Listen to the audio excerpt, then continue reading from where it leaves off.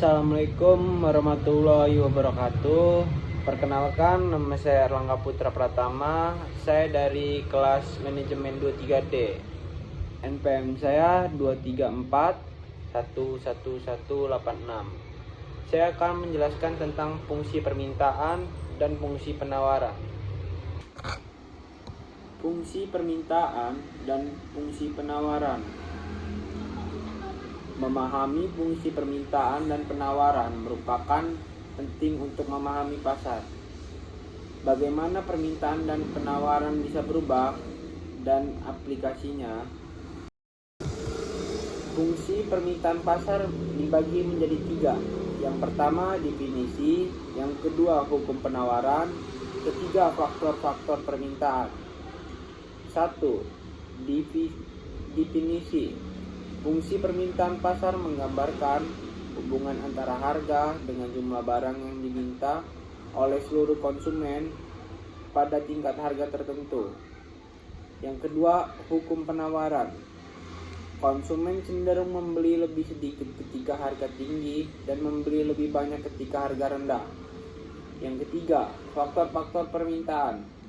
Faktor seperti harga barang yang terkait, pendapat konsumen, preferensi konsumen, dan harapan harga di masa depan.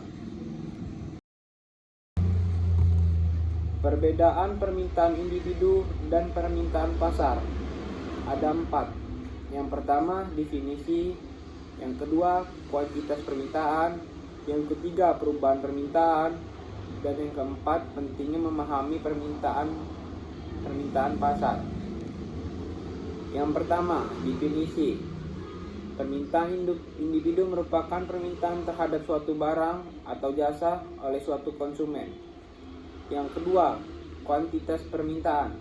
Permintaan pasar merupakan jumlah permintaan individu yang diperkirakan masih ada pada setiap level harga tertentu di pasar.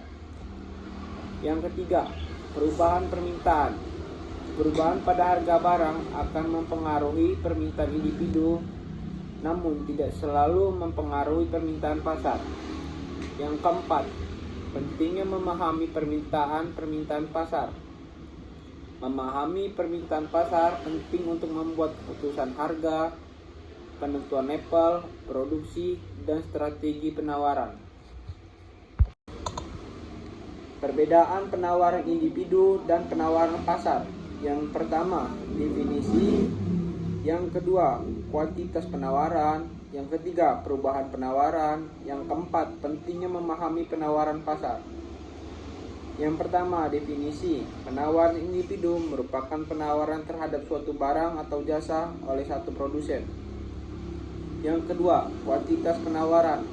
Penawaran pasar merupakan jumlah penawaran individu yang diperkirakan masih ada pada setiap level harga tertentu di pasar.